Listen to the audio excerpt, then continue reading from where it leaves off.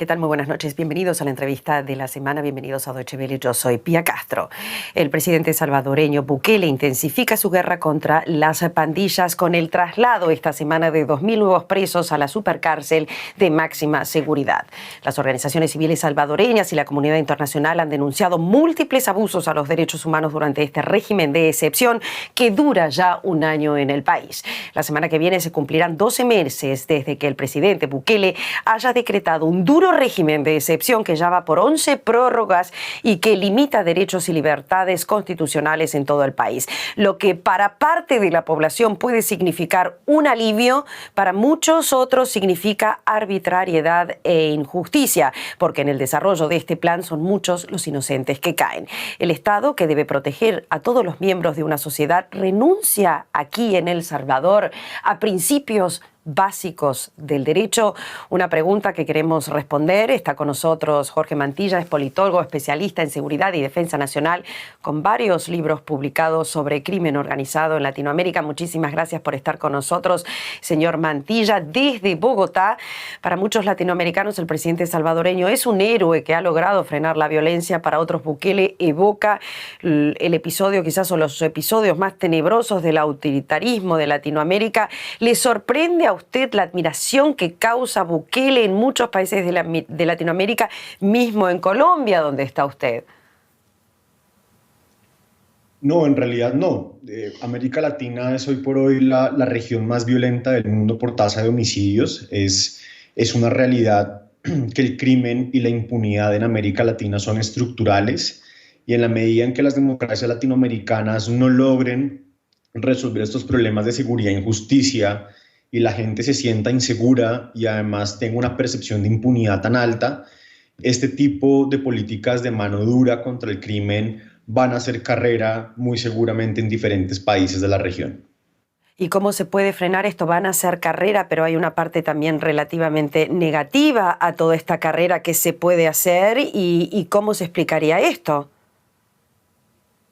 Claro, por supuesto, es urgente reformar los sistemas de justicia y de seguridad en América Latina. Por ejemplo, el Banco Interamericano de Desarrollo en uno de sus informes recientes mostraba que mientras en Europa por cada 100 víctimas se condenan 81 delincuentes, en América Latina esa tasa no supera 24, es decir, en América Latina por cada 100 víctimas solo se condenan 24 delincuentes. En la medida en que esto sea así, que haya esa sensación de impunidad, suceden dos cosas. En primer lugar, la gente confía menos en la policía, también porque el problema de la corrupción es un problema cierto y grave en América Latina, pero por otro lado también las personas, los ciudadanos van a tender a apoyar más este tipo de políticas o, por ejemplo, tomar justicia por mano propia. Es decir, ese es un llamado de alerta, sobre todo al liberalismo y a los sectores democráticos en América Latina, por ejemplo, que hoy están en los gobiernos o en el poder, que la seguridad es un asunto fundamental al cual hay que ponerle mucha más atención y hay que fortalecerla de una manera democrática, por supuesto, con pesos y contrapesos dentro del marco del Estado de Derecho, si no se quiere que este tipo de políticos como Bukele avance en América Latina. Y vemos otros casos, por ejemplo, donde ya está sucediendo. Fíjense el caso de Ecuador, donde también hay una política hoy en día de mano dura, mucho menos visible, mucho menos eficiente, porque Ecuador tuvo en el 2022 el año más violento de su historia.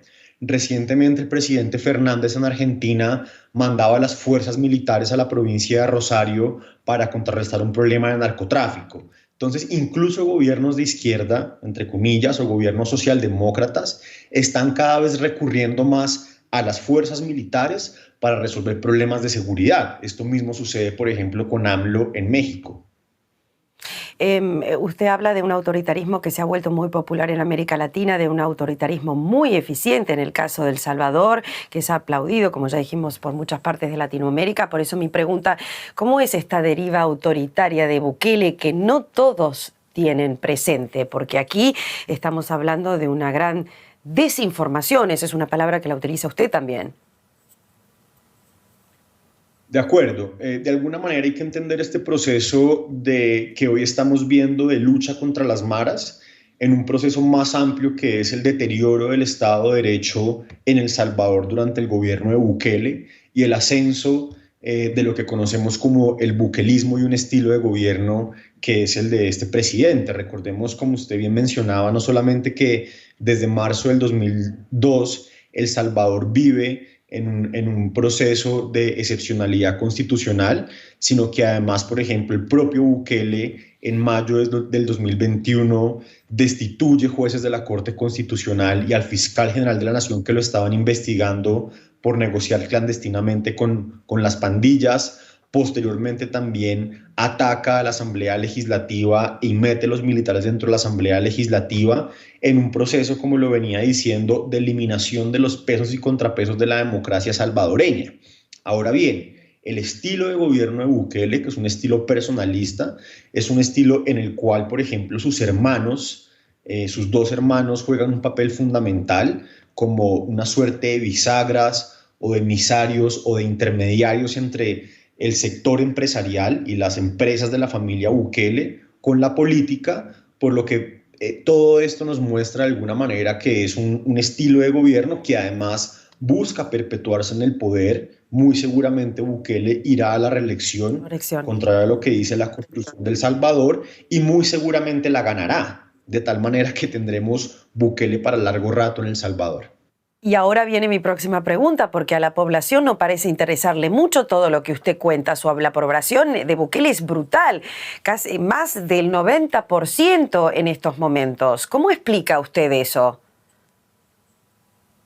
Por supuesto, Bukele le da una solución radical a un problema que es un problema que aquejaba a la mayoría de la sociedad salvadoreña a un costo muy alto. Digamos, Salvador es un país de un poco más de 6 millones de personas y hoy por hoy con este tipo de medidas tiene una tasa de encarcelamiento superior a la que tiene Estados Unidos, que tradicionalmente había sido el país que más encarcelaba a sus ciudadanos.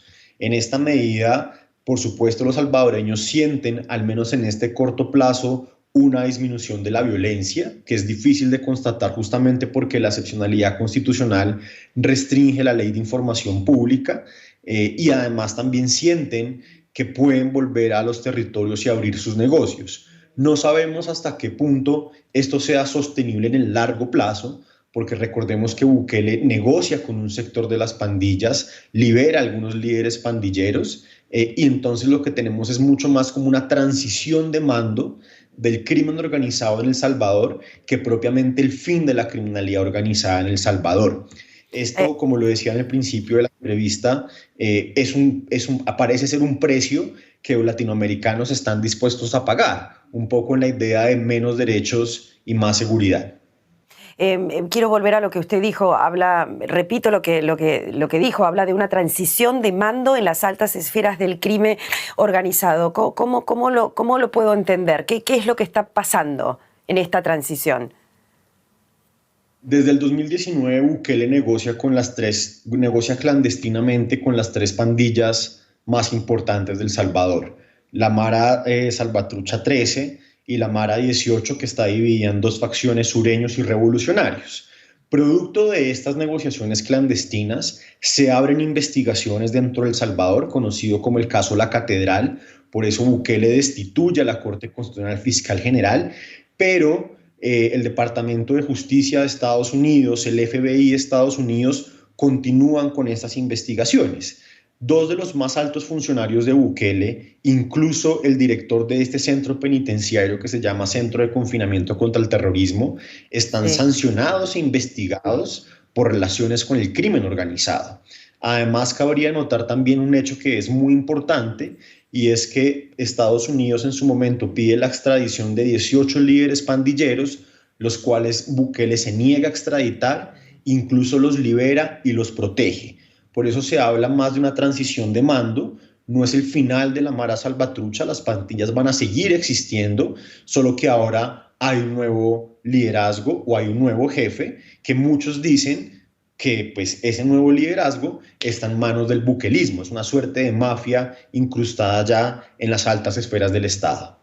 Muy interesante esta explicación. Lo que muchos también se preguntan es que si tenemos a todas estas maras y estos pandilleros, en estos momentos más de 6.000, 7.000 en esta mega cárcel, ¿cuánto poder tiene esta gente todavía en las calles de El Salvador?